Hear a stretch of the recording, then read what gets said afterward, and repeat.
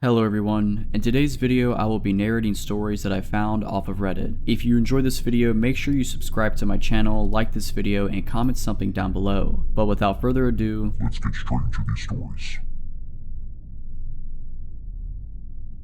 this happened to me about 3 years ago when I was working as a research assistant at a university. One of my tasks involved organizing and digitizing old documents from the early 1900 seconds. It wasn't the most glamorous job, but I enjoyed the solitude and focus it required. The documents were stored in an auxiliary building on campus, which was used for overflow storage. It was an unassuming structure, 3 floors high, and built in the 1950s. The inside was a labyrinth of hallways, shelves, and file cabinets. My workspace was on the second floor, down a long corridor lined with flickery fluorescent lights. I usually worked there alone because the building wasn't used for anything else anymore. One afternoon, I was sorting through some particularly brittle papers when I noticed a faint sound. At first, I thought it was the wind or the building settling. It was that kind of place. But I persisted. It was a faint shuffling, like someone dragging their feet along the floor. I paused, listening intently, but the sound stopped. Shaking it off, I went back to work. An hour later, I needed to stretch my legs and decided to walk down the corridor to clear my head.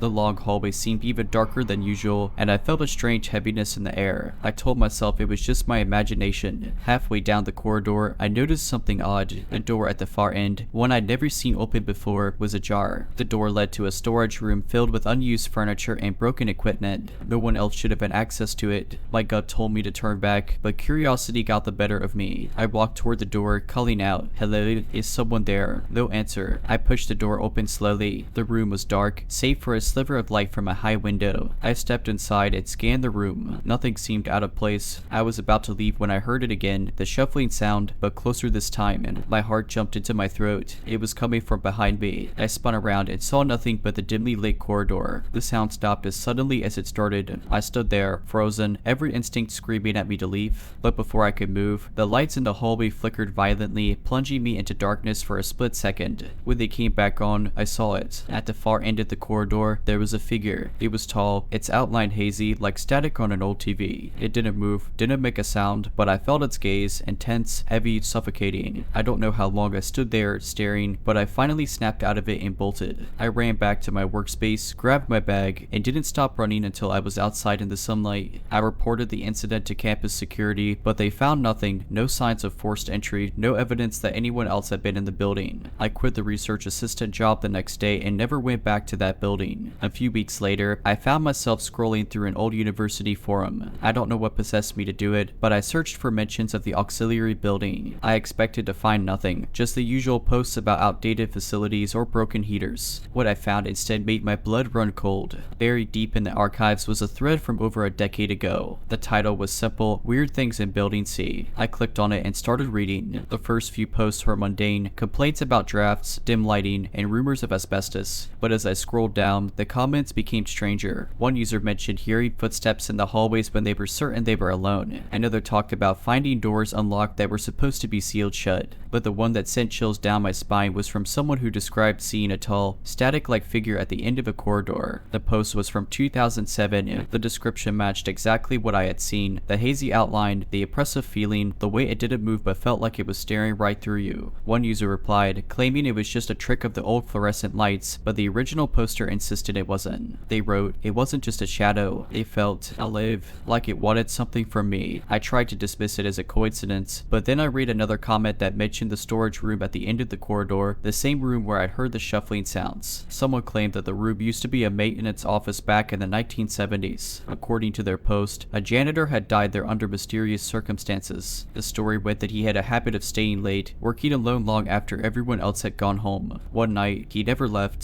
Security found his body slumped over a desk, his face frozen in a look of sheer terror. There were no signs of foul play, but some people whispered that he'd seen something that scared him to death. By now, my heart was racing. I closed my laptop and tried to convince myself it was just a campus urban legend, a story passed down to spook new students. But deep down, I knew it wasn't. I knew because I felt it, that suffocating gaze, the cold, unshakable presence. Over the next few months, I tried to forget about the whole thing. I buried myself in my studies, avoided that side of campus, nervous and refused to talk about it with anyone. But every so often, I'd hear whispers from other students, stories about strange occurrences in Building C. A friend even told me she avoided walking past it at night because it gave her the creeps. The last straw came when I bumped into one of the custodians who worked at the university. We were chatting casually when I mentioned Building C, careful not to reveal too much. His face darkened immediately. Yeah, he said quietly, glancing around as if to make sure no one was listening. That place ... it's not right. I don't like going in there, especially not alone. I pressed him for more details, but he just shook his head and muttered, some things are better left alone. I haven't stepped foot in that building since, and I never plan to. But sometimes, when I walk past it, I feel that same heaviness in the air, as if something is watching me through the cracks in the boarded up windows. I thought I could leave that experience behind me, but things didn't quite work out that way. After avoiding Building C for over a year, I noticed something strange. The dreams started. At first, they were fragmented and nonsensical, like most dreams. I'd be walking down a hallway, not necessarily the hallway from Building C, but one that felt eerily familiar. The lighting would flicker, and I'd feel that oppressive presence again, as though something unseen was trailing just behind me. Every time, I'd wake up gasping for air, drenched in sweat. Then, the dreams became more vivid. I'd find myself in the same corridor from that day, only it felt endless, stretching far beyond what the building could logically contain. The doors along the hallway were wrong too. Some were cracked open, revealing dimly lit rooms filled with odd shapes I couldn't quite make out. Others were sealed shut, but from behind them came faint noises, whispers, scratching, sometimes low, guttural sounds that made my skin crawl. The figure always appeared, sometimes at the far end of the corridor, sometimes much closer. Its outline was always hazy, but the feeling was unmistakable. It wasn't just looking at me, it knew me somehow. It felt as if it was waiting for something. One night, I woke up to find myself standing in my apartment hallway, staring at my front door. My heart pounded as I realized I'd been sleepwalking, something I'd never done before. Worse, I had no memory of how I got there. I could have sworn I'd just been dreaming, walking down that same endless corridor. But now I was awake, and the oppressive feeling lingered. I decided to see someone about the dreams. A therapist suggested they were a manifestation of unresolved stress or trauma, which made sense to a degree. But no matter how much I talked or worked on relaxation techniques, the dreams persisted, growing darker each time. One night, something changed. In the dream, I was standing in the corridor again, but this time I wasn't alone. There was another person, a man in his late 40s, wearing what looked like an old maintenance uniform. He didn't look at me. Instead, he was staring down the hallway toward the figure. His face was pale, and his expression was one of pure terror. He mouthed something, but no sound came out. I stepped closer, trying to make out what he was saying. His lips moved again, forming words I couldn't understand. Then he turned to me, his eyes wide, and I heard a faint whisper as if carried on a distant wind, "Don't let it find you." I woke up screaming. After that, I couldn't shake the feeling that I needed answers. I did more digging, scouring university archives, old newspapers, and anything I could find about Building C. What I uncovered made my stomach churn. The janitor's death in the 1970s was real. I found a brief article in an old local newspaper. The official cause of death was listed as a heart attack, but the article mentioned that his body was found in a disturbing condition, with no further explanation. I also learned that Building C had been used during World War II for something classified. The records were vague, but it was clear that whatever happened there wasn't entirely above board. There were rumors of experiments, testing psychological endurance, sensory deprivation, and other ethically questionable practices. What unnerved me the most was a single line buried in a university memo from the 1950s. Due to persistent incidents, access to the second floor corridor will remain restricted after hours. The incidents weren't specified, but my gut told me they were tied to whatever presence haunted that building. I moved away after graduation, thinking that would finally sever the connection. For a while, it seemed to work. The dream stopped, and I started to feel like myself again. But last week, I got a package in the mail. There was no return address, and inside was a single photograph. It was of a corridor.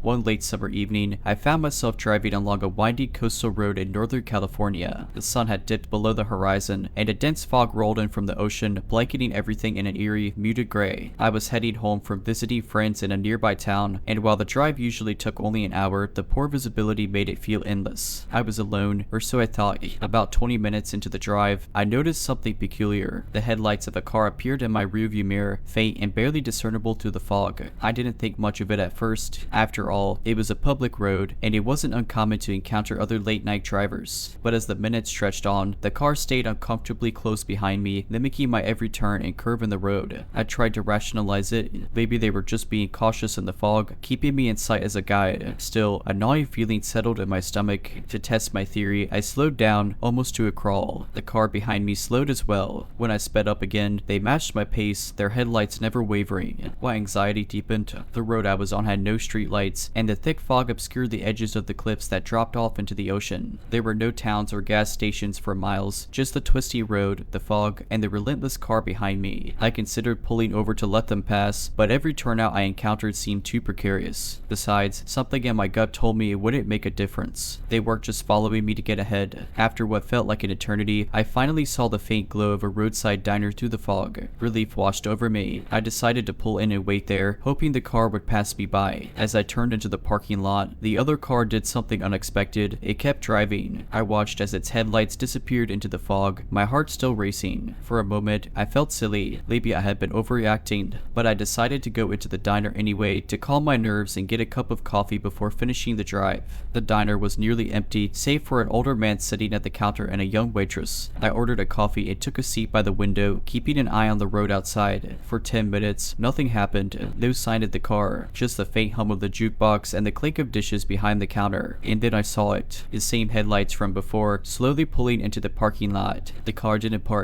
It just sat there, idling, its headlights piercing through the fog. My stomach dropped. The waitress noticed my expression and came over. "You okay?" she asked. "I think someone's been following me," I whispered, nodding toward the car. She frowned and glanced out the window. "Stay here," she said firmly before heading to the back. A moment later, the older man at the counter stood up. He was tall and broad-shouldered, his weathered face set in a grim expression. He walked outside without a word. Through the fogged-up window, I could barely make out his silhouette as he approached the car. The next thing I heard was tires screeching. The car peeled out of the lot, vanishing into the fog as quickly as it had appeared. The man came back inside, dusting off his hands as if nothing had happened. He nodded to the waitress, then to me, before returning to his seat at the counter. I wanted to ask what he had said to the driver, but something about his demeanor told me not to press. The waitress gave me a reassuring smile and said, "You should be good now." I finished my coffee and left a generous tip before heading back to my car. The rest of the drive was uneventful, though I couldn't shake the feeling that whoever had been following me wasn't just some random driver, and I never found out what the man in the diner had done or why that car was so intent on trailing me. A few weeks passed after that unsettling night. I tried to put the incident behind me, convincing myself it was just a strange, one-off occurrence, but something about it lingered in the back of my mind, an itch I couldn't quite scratch. I told a couple of friends about when it happened, but their responses were dismissive. Probably just some creep, they said. Forget about it. I wanted to forget, but that proved difficult when small, strange things started happening. It began subtly. One morning, I found my car door slightly ajar in my driveway, though I was certain I had locked it the night before. Another time, I noticed a faint scratch along the side of the car, as if someone had dragged something sharp against it. I shrugged it off as random acts of mischief, perhaps from neighborhood kids. Then, one night, I was taking out the trash when I spotted something on my windshield. At first, I thought it was a flyer, but as I got closer, I realized it was a small, square photograph. My stomach tightened when I picked it up. It was a picture of the coastal road where I had been followed, taken from an angle that suggested it was shot from another car. The image was grainy, but there was no mistaking it. It was the same stretch of road, the same dense fog. My car was barely visible in the distance, headlights cutting through the mist. There was no note, no explanation, just the photograph. That night, I barely slept. Every little creak of the house or rustle of leaves outside made me jump. The thought that someone had been close enough to leave the photograph on my windshield without me noticing sent chills down my spine. The following day, I reported everything to the local police. The officer at the desk was polite but unimpressed. "Probably just a prank," he said. "If it happens again, let us know." I left the station feeling even more unsettled. Whoever was doing this wasn't just playing a prank, they were watching me. For a while, things went quiet. No more photos, no unexplained scratches on my car. I started to believe it was over until one evening, as I was leaving work, I saw something that made my blood run cold. Parked across the street from my office was the car, the same one that had followed me on the foggy road. I didn't recognize the make or model. It was nondescript, gray, and unremarkable, but I knew it was the same car because of a dent on the rear bumper that I'd noticed during that eerie drive. It was unmistakable. I froze, my keys clutched tightly in my hand. The car's windows were tinted, and I couldn't see who was inside. I debated whether to confront them, but every instinct screamed at me to leave. I hurried to my car, locking the doors the moment I got inside, and sped away. In my rearview mirror, I saw the gray car pull up behind me. I drove aimlessly, making random turns and doubling back in an effort to lose them. My heart pounded as I wove through streets and back roads, but no matter where I went, the car stayed with me, a silent predator in the shadows. I finally spotted a well-lit strip mall and pulled into the parking lot, parking directly in front of a busy store. The gray car didn't follow me into the lot. Instead, it slowed as it passed, the driver's side window rolling down just enough for me to see a pale hand wave lazily out the side. Then it sped off into the night. That was the last time I saw the car, but the fear it left behind hasn't faded. I changed my routine, got a new job at a different town, and even moved to a new apartment. I check my locks obsessively and always keep an eye on my surroundings. I don't know who they were or what they wanted, but I hope they've forgotten about me. Months passed, and I started to believe I'd finally left the gray car and whoever was driving it behind. Life began to feel normal again. I kept my guard up, but there were no more sightings, no more mysterious photographs, and no more scratches on my car. For the first time in a long while, I started to relax. That sense of relief lasted until a random Tuesday night. I had just gotten home from work and was settling in for the evening. My apartment was on the third floor of a small building in a quiet neighborhood. I liked it because it felt secure, far away from prying eyes or random trespassers. As I made dinner, I glanced out my kitchen window, which overlooked the parking lot below. My car was parked in its usual spot, but something else caught my attention. In the far corner of the lot, under a dim street light, a gray car sat idly. My stomach dropped. I tried to tell myself it wasn't the same car, that I was just being paranoid, but the sight of it brought all those memories flooding back. I turned off the stove and stood frozen at the window, watching. The car didn't move, its headlights off but engine running, casting faint exhaust into the cool night air. I grabbed my phone and called the building manager, hoping they could do something about the loitering vehicle. While I was on the phone, I saw the car door open. The figure stepped out, cloaked in shadow. The person walked around the car slowly, almost leisurely, before leaning against the hood and lighting a cigarette. They didn't look up at my window, but their posture was unnervingly casual, as if they had every right to be there. The building manager said they'd call the police and asked me to stay inside. I hung up and kept watching, my heart pounding. After what felt like an eternity, I heard the faint sound of a police siren approaching. The person must have heard it too, because they flicked the cigarette away, climbed back into the car, and drove off before the police arrived. I explained everything to the officer who came to check the scene, including my past experiences with the gray car. They nodded sympathetically but couldn't do much besides file a report. We'll keep an eye out for the vehicle, they said, though their tone suggested they didn't think it was a big deal. For the next week, I was on edge. Every time I stepped outside, I scanned the parking lot for the gray car. I couldn't shake the feeling that someone was watching me, even though I never saw anything unusual. Then, one night, I woke up to a sound that made my blood run cold. It was a faint tapping coming from my bedroom window. I live on the third floor. For a moment, I couldn't move. My brain tried to rationalize it. Maybe it was a tree branch or a bird, but I knew there was nothing outside that window except a sheer drop to the ground. Summoning every ounce of courage, I got out of bed and approached the window, my heart hammering in my chest. The tapping stopped as I got closer. I hesitated before pulling back the curtain, half expecting to see nothing, but there was something. Pressed against the glass was a piece of paper, held there by a small piece of tape. The edges flapped slightly in the breeze. I didn't open the window. Instead, I called the police immediately. They arrived quickly and searched the area but found no one. When they retrieved the paper from the outside of my window, they handed it to me in an evidence bag. Written on it, in large, messy letters, were the words, "Did you miss me? I don't know how they got up there. I don't know how long they had been watching me or what they wanted. All I know is that I moved out the very next day. I left everything behind, my furniture, my job, even my car. I didn't care anymore. I just wanted to disappear." About a year ago, I decided to get my old violin restrung. It had been years since I touched it, but something about the sound of a violin had been haunting me lately. Every time I turned on the TV or walked past a street performer, there it was, a soft, mournful tune that seemed to follow me around. I found a small, tucked-away violin shop in my city. It had no grand sign above the door, just a single word painted on the window, "Luthier." The place looked like it hadn't changed in decades. Dust coated the windows, and the faint smell of varnish wafted through the cracked door. When I stepped inside, The shop was dimly lit, lined with violins in various states of repair. The air was heavy, like time itself moved slower here. Behind the counter stood an older man, hunched over an ancient-looking violin, working meticulously. "Need something fixed?" he asked without looking up. "Yes, just a restring," I replied, setting my violin case on the counter. He nodded, then carefully opened the case. The moment he touched my violin, his movements paused. His brow furrowed, and he stared at it for longer than felt normal. "This isn't yours," he said, his voice low. I was taken aback. "What do you mean? I've had it since I was a kid. My parents bought it for me." He shook his head, almost imperceptibly, and muttered something I couldn't make out. Then he reached under the counter and pulled out a small, worn notebook.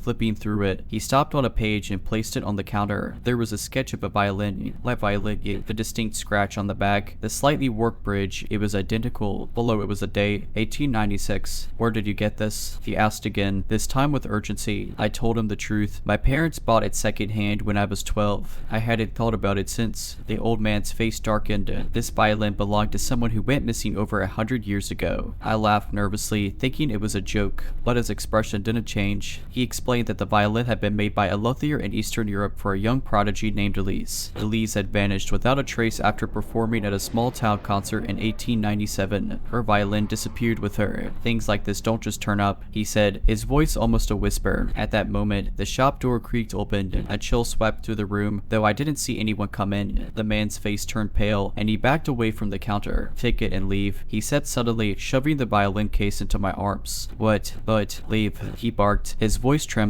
I stumbled out of the shop, the case clutched tightly in my hands. When I looked back, the lights inside had gone out, and the door was firmly shut. That night, I dreamt of a girl in a white dress, playing my violin. Her eyes were hollow, her fingers moving with impossible speed. The melody was hauntingly beautiful, but it filled me with a dread I can't explain. The haunting sound of the violin didn't stop after that night. At first, I thought it was my imagination, the lingering fear of the encounter in the shop. But the melody became more distinct, more deliberate. It wasn't random.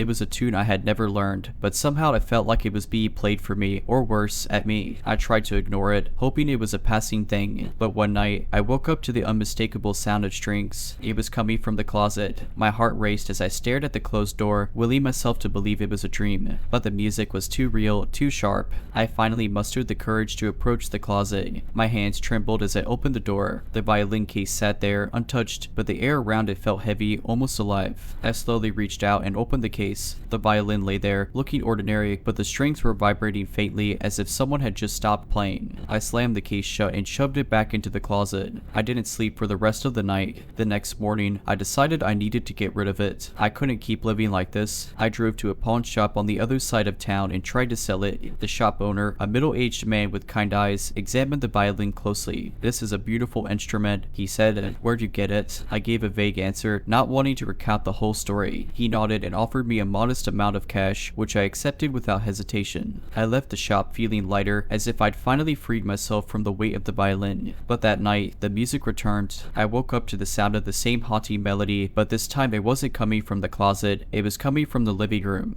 My heart sank. I hadn't brought the violin back. It was gone. I crept into the living room, every nerve in my body screaming at me to turn around and run. The room was dark, but the music was deafening, and then I saw her, the girl from my dreams. She stood in the corner of the room, her white dress glowing faintly in the darkness. Her fingers danced over the strings of the violin, her hollow eyes fixed on me. The melody grew louder, more frantic, as if she were pouring every ounce of anguish into it. I froze, unable to move or speak. Her gaze never wavered as she played, and I realized the melody wasn't just music, it was a message, a plea. "Help me," she whispered, though her lips never moved. I don't know how long I stood there, paralyzed by fear and the weight of her presence. Eventually, she stopped playing. The silence that followed was deafening. She lowered the violin, her form flickering like a dying flame, and then she was gone. The next morning, I drove back to the pawn shop, desperate for answers. But when I arrived, the building was abandoned, the windows were boarded up, and the sign was faded and unreadable. It was as if the shop had been closed for years. The violin, the girl, the music, they still haunt me. Sometimes, I think about trying to find someone who might know more, someone who can help me uncover the truth. But every time I get close, I hear the melody again, faint and mournful, warning me to leave it alone. For a while after that, Instead, I tried to live a normal life. I avoided anything to do with violins. I didn't visit music stores or attend concerts. I even stopped listening to classical music, fearing it might bring the melody back into my mind.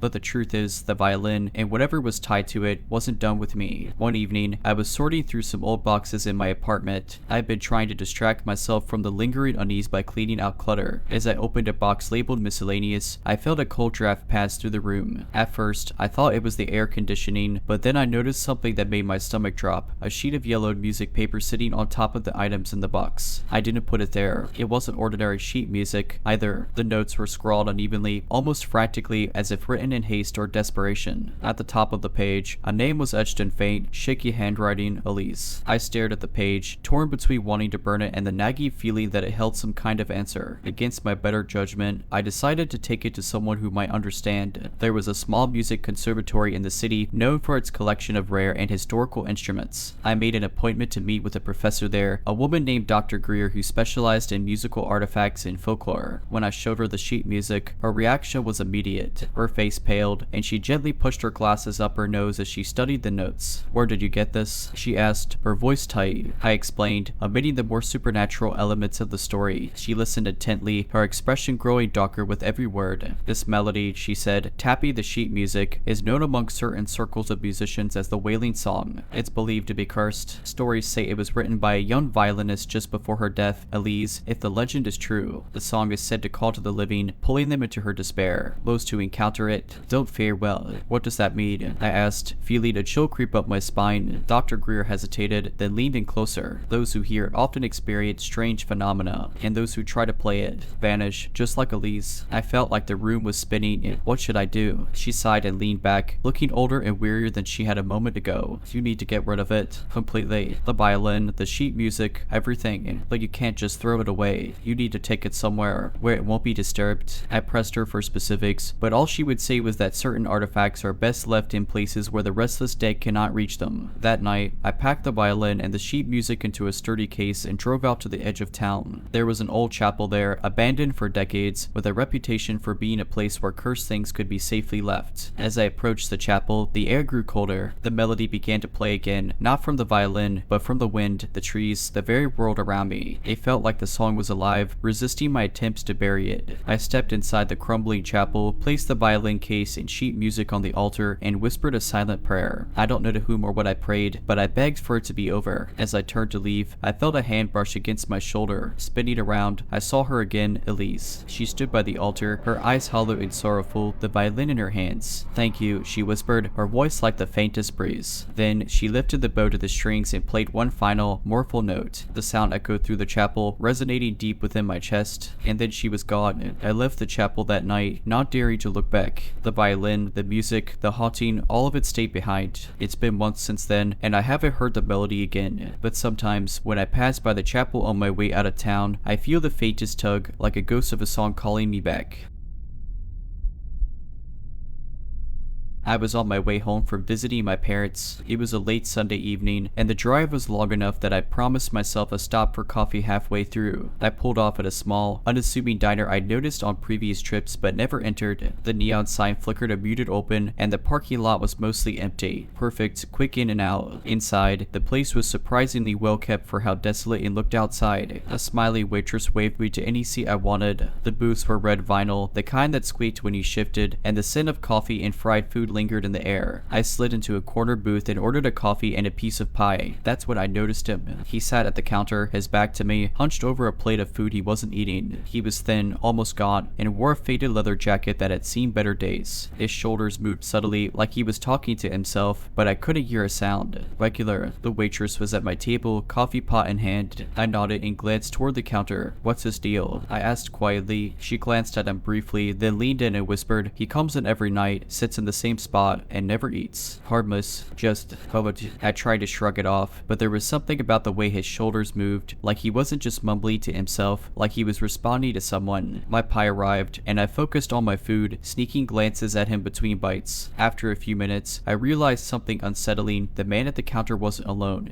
There was a shadow in the seat next to him, faint but unmistakable. At first, I thought it was a trick of the dim lighting, but as I watched, the shadow shifted, leaning toward him like it was whispering in his ear. He nodded head in response, once, twice, then stiffened and turned slightly as if he could feel me watching. I looked out quickly, my heart pounding. When I dared glance up again, he was staring at me. His eyes were dull, sunken, but they bored to me like he knew something I didn't. The shadow beside him seemed to grow darker, denser, as if it was feeding off the interaction. I wouldn't stare at him. The waitress murmured as she passed by. Her tone was gentle but firm, like she'd said it 100 times before. I threw a few bills on the table and left my coffee and pie untouched. As I pushed the door open, I heard the faint chime of the bell above it and the unmistakable sound of the man laughing, a dry, raspy sound that made my skin crawl. I drove home faster than I should have, glancing in my rearview mirror the whole way. Every now and then, I thought I saw something, a flicker of movement, a shadow that shouldn't have been there, but when I turned around, there was nothing. For a while, I managed to convince myself that it was just my imagination. I told myself I was tired from the long drive, maybe a little on edge from being alone in a strange place at night. But then, small things started happening, things I couldn't explain away. The first was the dream. It happened about a week after my visit to the diner. In the dream, I was back in that corner booth, but the place was empty. No waitress, no hum of the coffee machines, just me and the man at the counter. He wasn't eating, and the shadow beside him was darker than I remembered. It seemed alive, almost pulsing, like it was breathing. In the dream, the man turned to me slowly. His face was hollow, his eyes even more sunken than before, and his lips barely moved as he whispered, "You shouldn't have looked." I woke up drenched in sweat, my heart hammering in my chest. The room was silent except for the faint sound of my breathing, but the feeling of being watched lingered. I kept the lights on for the rest of the night. Then came the noises. It started with faint whispers I couldn't quite make out. At first, I thought they were coming from outside, maybe neighbors or the TV left on in another room,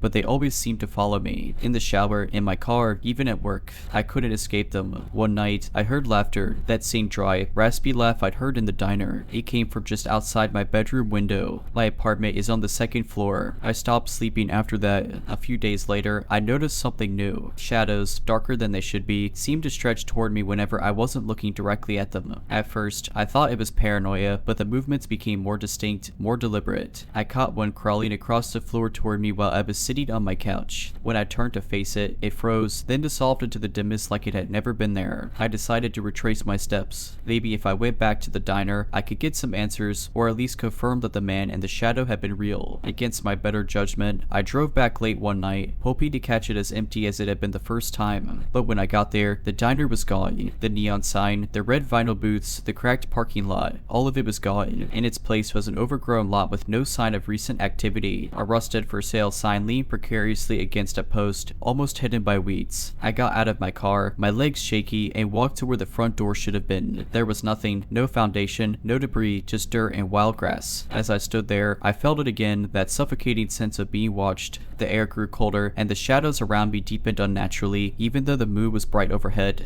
And then I heard it. The laugh. It was closer this time, almost in my ear, and it sent an icy chill down my spine. I didn't look around. I didn't run. I just walked back to my car as calmly as I could manage, got in, and drove away. I haven't been back to that stretch of road since. I don't take late night drives anymore, and I've moved twice in the past year, but the shadows still find me sometimes. They don't move as often now, but they're always there, lingering in the corners of my vision, waiting for the moment I slip up and acknowledge them. After that night, I tried to move on with my life. I avoided driving at night, stayed away from diners altogether, and threw myself into work to distract myself. For a while, it worked. The whispers faded, the shadows grew less persistent, and I thought maybe, just maybe, I left whatever this was behind. Then I received the letter. It arrived in an unmarked envelope with no return address. Inside was a single sheet of paper, blank except for 4 words typed in the center. "You shouldn't have looked." My stomach dropped, and my hands began to shake. I scanned the paper for anything else, a watermark, an imprint, anything that could explain where it came from. Nothing.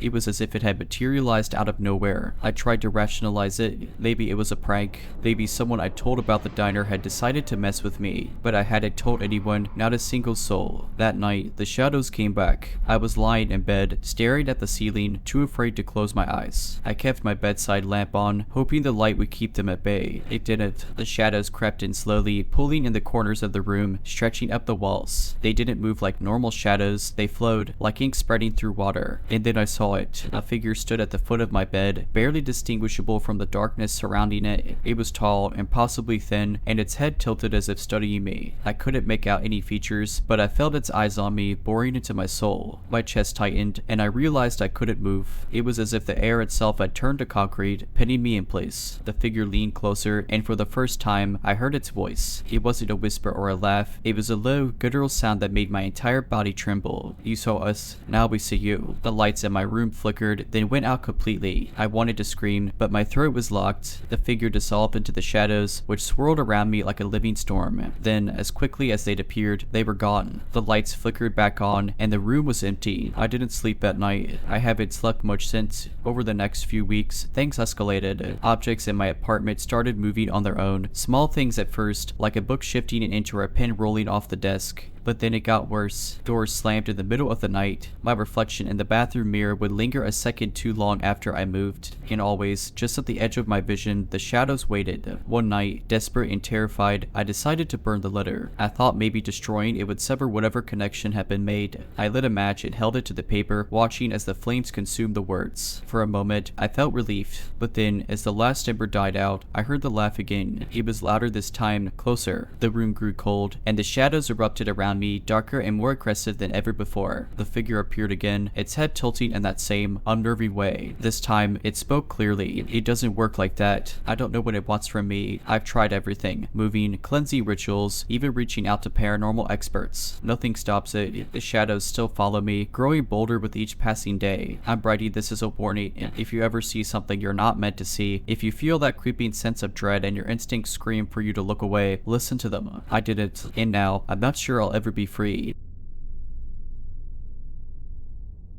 I was working as a nighttime courier for a biotech company in a major city. My job involved transporting sensitive samples between labs across the city. The hours were strange, and the work required absolute punctuality, but it paid well, and I didn't mind the solitude. One night, my task was to deliver a package to a high-security research facility downtown. It was raining hard, and the streets were unusually quiet. I arrived at the facility right on time, parked in the designated visitor lot, and made my way to the entrance. The building was an imposing concrete structure with minimal signage, its windows glowing faintly in the rain. The security guard at the front desk scanned my ID and the delivery slip, then directed me to the freight elevator to take the package to the sub-basement. That wasn't unusual. Most facilities I delivered to kept their labs in secure lower levels. The guard pressed a keycard against a panel, and the elevator doors opened. Inside, there was no traditional button panel, just a single glowing button labeled B3. I hit the button, and the elevator descended smoothly. When the doors opened, I was greeted by a dimly lit hallway that stretched farther than I expected. The walls were white, almost clinical, but there were no doors or signs that indicated where I was supposed to go. I stepped out and glanced at my delivery slip for guidance, but it only said sub-basement 3. Confused, I walked down the hallway, my footsteps echoing unnervingly in the silence. The farther I went, the colder it seemed to get. After what felt like an eternity, I spotted a cart with a single computer monitor perched on it. The screen glowed faintly, showing a cursor blinking against a black background. Next to it was a handwritten note that read, "Place delivery here and wait for confirmation." I set the package down on the cart and stepped back. The monitor flickered, and the cursor moved as though someone was typing. A message appeared. "Thank you. Please remain where you are for verification." That's when I heard it, a faint scraping sound coming from behind me. I turned quickly, but the hallway was empty. The sound grew louder, like metal dragging against tile, and it was getting closer. My pulse raced, and I tried to convince myself it was just someone wheeling another cart down the hall. Verification complete. The monitor suddenly displayed, "You may live." I didn't need to be told twice. I turned and hurried back toward the elevator. The scraping sound was louder now, and I could swear I felt vibrations in the floor as though something heavy was moving toward me. My heart was pounding as I reached the elevator and slammed the call button. The doors opened just as the sound reached its peak, and for a split second, I caught a glimpse of something rounding the corner at the far end of the hallway. It was massive, metallic, and spider-like, with glowing red lights that might have been eyes or sensors. I didn't stick around to find out. The elevator door shut, and I ascended in a nauseating silence. When the doors opened at the lobby, the guard was gone. I practically ran to my car, the rain soaking me as I fumbled with my keys. When I finally got home, I checked the delivery log for any new assignments. There was nothing, but the next morning, I got a call from my supervisor. He thanked me for completing the delivery and told me I wouldn't be assigned to that facility again. After that night, I couldn't shake the feeling that I had narrowly escaped something far worse than just a strange job. The memory of that metallic, spider-like figure haunted me. I couldn't decide if it was some kind of advanced security system, an experimental machine, or worse, something alive.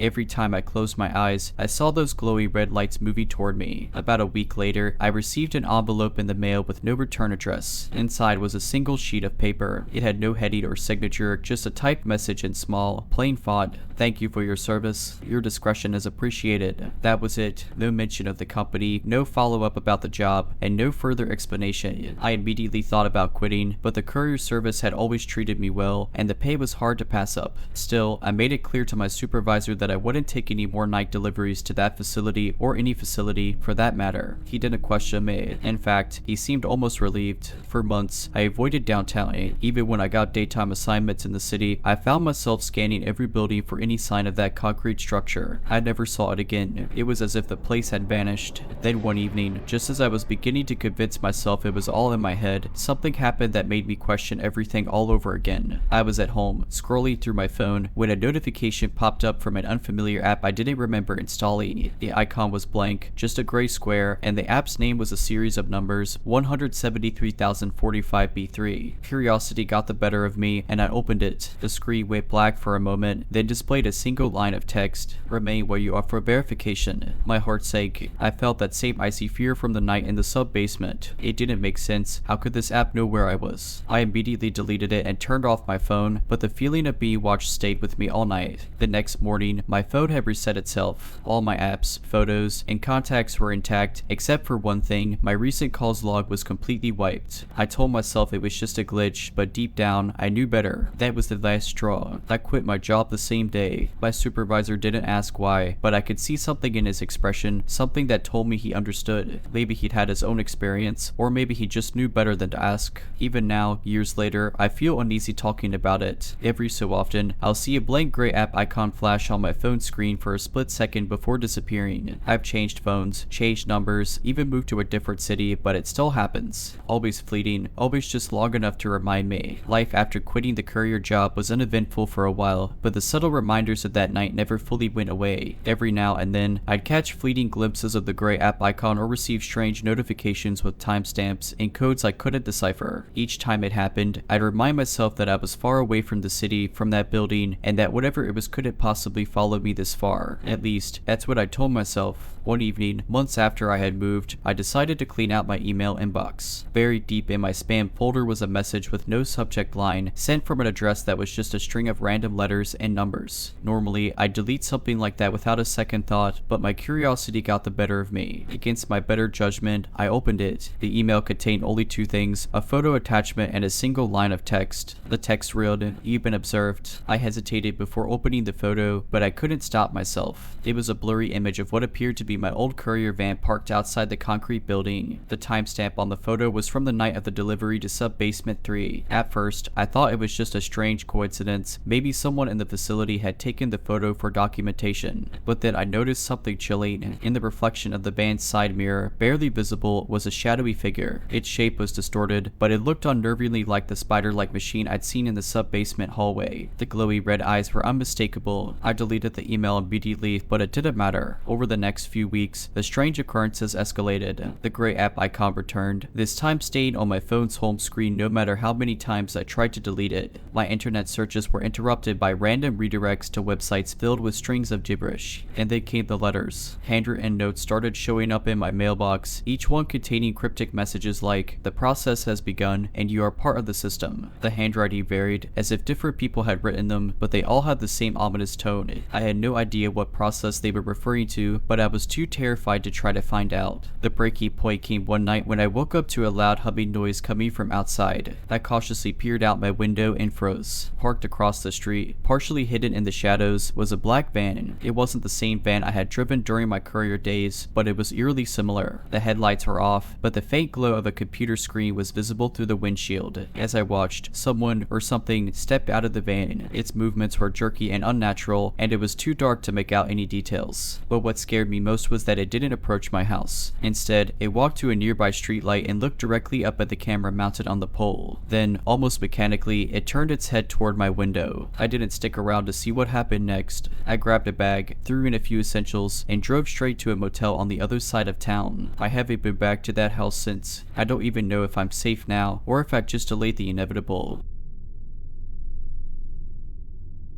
About a year ago, I started a new job at a regional airport. My role wasn't glamorous. I worked in the unclaimed baggage department. If a suitcase wasn't picked up after a set amount of time and no one contacted us about it, it ended up in our little corner of the airport where we'd log it, open it for inventory, and eventually auction it off. Most of the time, the bags were mundane: clothes, travel-sized toiletries, maybe a book or two. Once, we found a bag filled entirely with souvenir snow globes. Another time, someone left behind an expensive camera kit, which caused a bit of a stir among my coworkers. But then there was this bag. It was a nondescript black duffel, the kind you'd see everywhere. No tags, no identifying marks. It had been sitting in the storage room for longer than usual, and when I checked the logs, I saw it had arrived about 3 months ago. No one had claimed it, and the airline hadn't been able to track its owner. Opening bags was routine for me, but something about this one felt off. It was heavier than most, and the zipper resisted, like it didn't want to be opened. When I finally pried it apart, the smell hit me first: metallic, sharp, and earthy.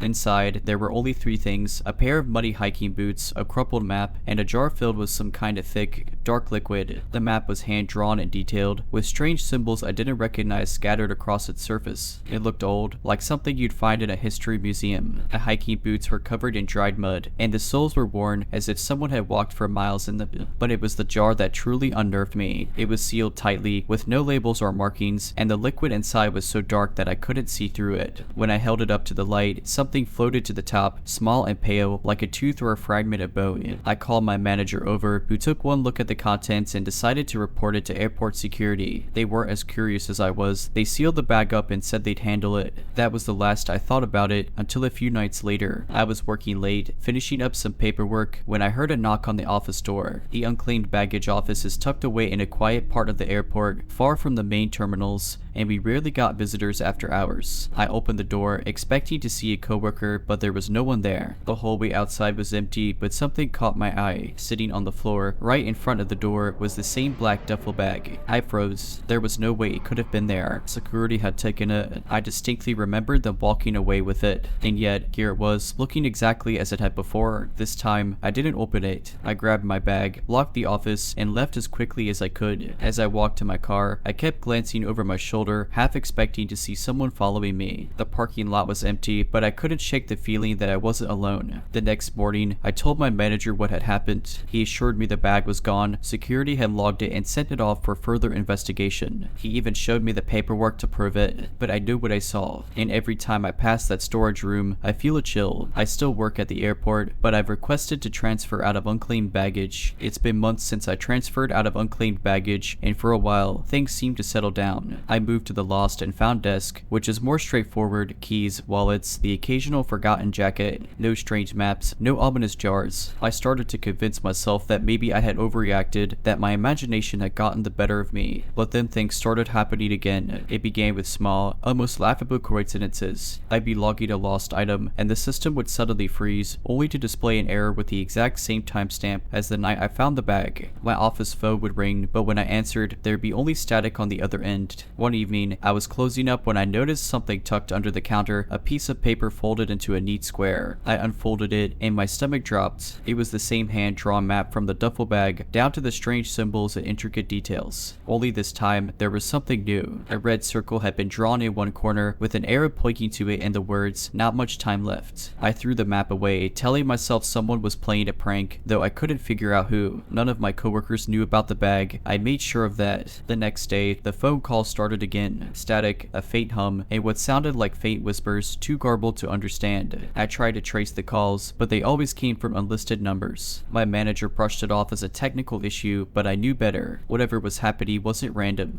That weekend, I decided to go back to the airport to retrieve something I left in my locker. The terminal was eerily quiet, the kind of silence that made every sound feel magnified. As I made my way toward the locker room, I saw something that made my blood run cold. Sitting in the middle of the hallway was the black duffel bag. This time, I didn't hesitate. I turned and walked away as fast as I could, refusing to even look back. I didn't care what was inside or why it kept reappearing. All I knew was that I wanted nothing to do with it. The next morning, I told my manager I needed to take some time off. I didn't explain why, and to my relief, he didn't ask many questions. I packed a bag and drove to stay with my sister a few towns over, hoping that putting some distance between me and the airport would make things stop. For a while, it worked. No phone calls, no maps, no duffel bags. Until last night, I was sitting in my sister's living room, flipping through channels, when I heard a soft thud on the porch. My sister was out running errands, so I got up to check. At first, I didn't see anything, but then I spotted it. Sitting on the doormat, just outside the door, was the same black duffel bag. I'm writing this now from a hotel room several hours away. I haven't told my sister what's happening. I don't want to drag her into this. I don't know who or what is behind this, but it's clear they're not going to leave me alone. If you made it this far, take my advice. If you ever find a bag that doesn't seem like it belongs, leave it alone. Whatever curiosity you feel isn't worth what might come next. I barely slept last night. Every creak, every distant car engine, every faint rustle of the wind outside made me jump. I kept the lights on, but that just made the shadows sharper, more defined. I couldn't shake the feeling that someone or something was watching me. Around 3 a.m., my phone buzzed. It startled me so much that I almost knocked it off the nightstand. When I picked it up, I saw an unfamiliar number. I hesitated but eventually swiped to answer. At first, there was nothing but silence. Then came the static, low, crackling, and faintly humming, just like the calls at the airport. But this time, the whispers were louder. I couldn't make out what they were saying, but the tone was unmistakable, urgent, almost pleading. I hung up and immediately blocked the number, but not 5 minutes later, the phone buzzed again. This time, it was a text message. It was a picture, but it wasn't clear. It looked like it had been taken in a dark room, with faint streaks of light cutting across the image. I squinted, trying to make sense of it, and then my heart stopped. It was the black duffel bag. I grabbed my things and left the hotel immediately. I didn't even check out. I just drove. I didn't have a destination in mind. I just needed to keep moving. I thought that if I kept going, if I stayed ahead of whatever this was, I could outrun it. But this thing, whatever it is, doesn't care about distance. I pulled into a diner at dawn, exhausted and shaking. The place was nearly empty, just a couple of truckers nursing their coffee at the counter. I sat in the back corner and tried to collect myself. I still had the picture on my phone, and against my better judgment, I opened it again. This time, something was different. The bag was still there, but now there was something next to it, a figure barely visible in the shadows. It was tall and possibly thin, and bent at an unnatural angle, like it didn't quite know how to stand like a human. Its head was turned toward the bag, but I got the distinct impression it was aware of me, watching me. I deleted the picture immediately, but the image is burned into my memory. I couldn't finish my coffee. I left some cash on the table and got back in my car, desperate to put as much distance between myself and that diner as possible. I kept driving, stopping only for gas and to stretch my legs. By the time night fell again, I was in the middle of nowhere, surrounded by empty highways and open fields. I decided to pull into a roadside motel, cheap, no questions asked. The room was dingy, with a flickery fluorescent light in the bathroom and a musty smell that clung to everything. I locked the door, slid the chain into place, and shoved a chair under the handle for good measure. I didn't want to sleep, but my body had other plans. Despite my fear, exhaustion went out, and I drifted off. I woke up to the sound of something scraping against the window. At first, I thought it was a branch or some loose piece of metal outside, but when I looked, my blood ran cold. The curtains were drawn, but there was a silhouette on the other side, tall and possibly thin, bent at that same unnatural angle. The scraping continued, rhythmic and deliberate, like nails dragging against the glass. I didn't move. I didn't breathe.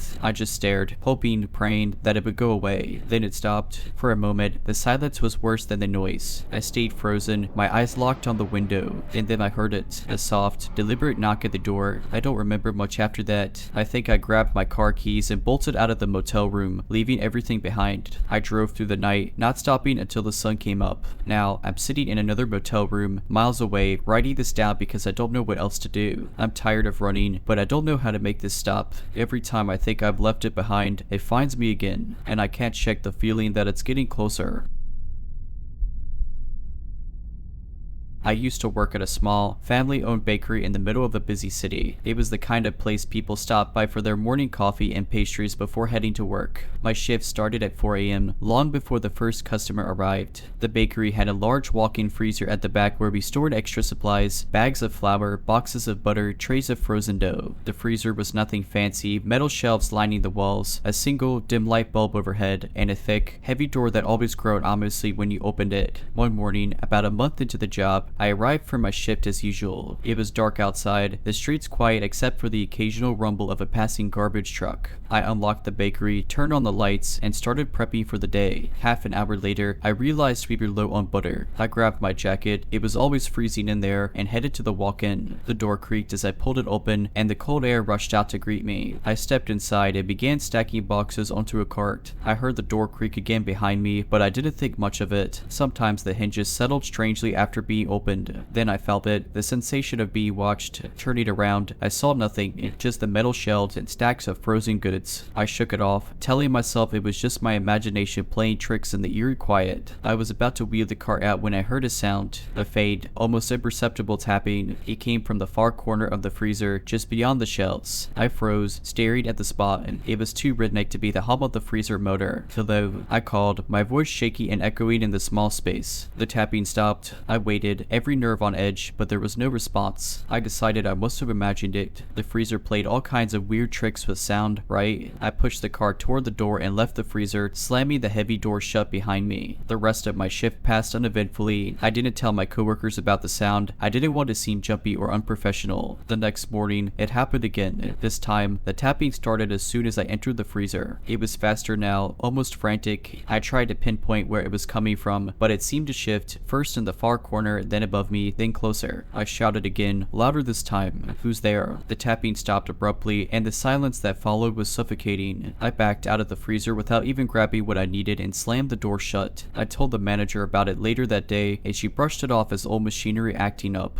But she let me switch to a shift where I wouldn't have to work alone in the mornings. A week later, I overheard her talking to a repairman. Apparently, they'd opened up one of the ventilation shafts in the freezer. Inside, they found a small, crumpled sleeping bag, some empty food wrappers, and a notebook filled with unsettling drawings of the bakery and its employees. They changed the locks on the building and added security cameras, but I quit shortly after. A few months after leaving the bakery, I had almost managed to put the whole thing out of my mind. I had a new job at a cafe across town and a different schedule that kept me surrounded by coworkers and customers all day. Life felt normal again. One night, after closing up the cafe, I decided to stop by a nearby grocery store on my way home. It was late, maybe around 10 p.m., and the store was quiet except for a few other shoppers. I grabbed what I needed and headed to the self-checkout. As I scanned my items, I felt the same sensation I'd felt in the freezer. That prickling on the back of my neck, the heavy weight of being watched. I glanced around casually, trying not to seem paranoid, but no one was paying attention to me. A couple of aisles away, a man was inspecting a shelf, but he didn't seem out of place. I told myself I was just imagining things and quickly finished checking out. I stepped outside into the cool night air, clutching my bag of groceries. My car was parked a little farther out in the lot, under a dimly flickering street lamp.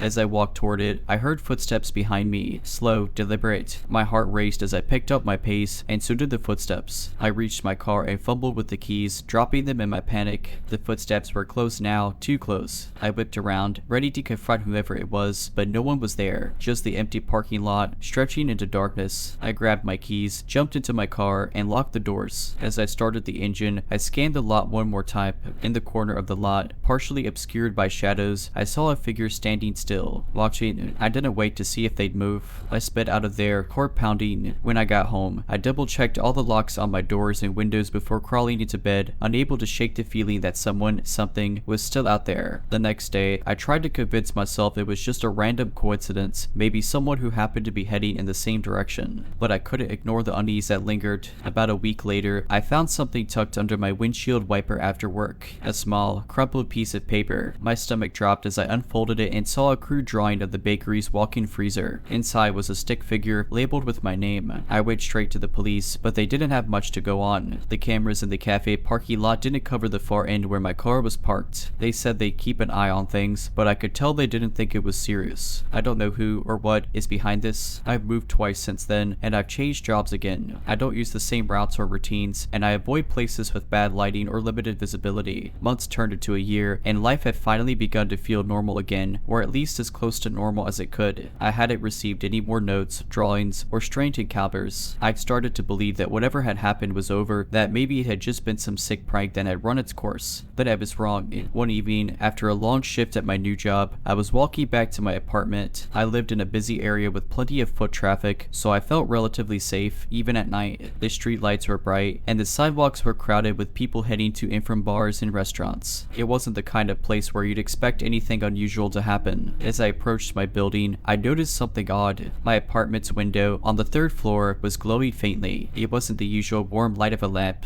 It was cold and bluish, almost like the flicker of a TV. But I hadn't left anything on. The chill chill ran down my spine. I stopped in my tracks and stared at the window. The light went out. Just like that, in an instant, I told myself it was probably nothing, maybe a trick of the light or a reflection from a passing car. Still, I couldn't shake the feeling that something was wrong. I took a deep breath and went inside, trying to act like everything was fine. The building was quiet as I climbed the stairs to my floor. Too quiet. Usually, I could hear muffled voices from my neighbor's apartments or the hum of the old elevator. Tonight, there was nothing, just the sound of my own footsteps echoing in the stairwell. When I reached my door, I hesitated. My hand hovered over the doorknob, and I noticed it was slightly ajar. Not enough to be obvious, but just enough that I could see the faintest crack of darkness inside. I hadn't left it open. My heart pounded as I pushed the door open slowly, the hinges creaking in protest. The apartment was dark and still. Nothing seemed out of place, but the air felt heavy, charged with something I couldn't name. I flicked on the lights, my eyes darted around the room. Everything looked normal, my furniture, my books, the small plants on the windowsill. But then I noticed the smell, a faint, metallic tang, like rust or blood. The freezer door in my tiny kitchen was open, not the fridge, the freezer. And inside, I saw something that made my stomach churn. A single piece of paper, folded neatly and placed on the top shelf. I didn't want to touch it, but I had to know. With trembling hands, I reached in and unfolded it. The same crude, childlike drawing stared back at me. This time, it wasn't the bakery's walk-in freezer. It was my apartment, with a stick figure standing by the window. It wasn't labeled with my name this time, and instead, it said, "See you soon." I dropped the paper and ran out of the apartment, leaving the door wide open. I didn't stop until I was outside, surrounded by people in bright lights. I called the police, and they searched the apartment, but they didn't find anything. No signs of forced entry, no fingerprints, nothing. I moved again the next day, breaking my lease and leaving behind most of my belongings. I didn't care. I just wanted to get away. It's been 6 months since then. I live in a different city now, in a high-rise building with security cameras and a doorman. I don't use my real name anymore, and I've cut ties with anyone who might accidentally reveal where I've gone. But even now, I can't shake the feeling that it's not over. That somewhere out there, someone is still watching, waiting. Alright, but that's it. I hope you enjoyed this video. If you did, make sure to subscribe to my channel, like this video, and comment something down below. But as always, Have a nice day.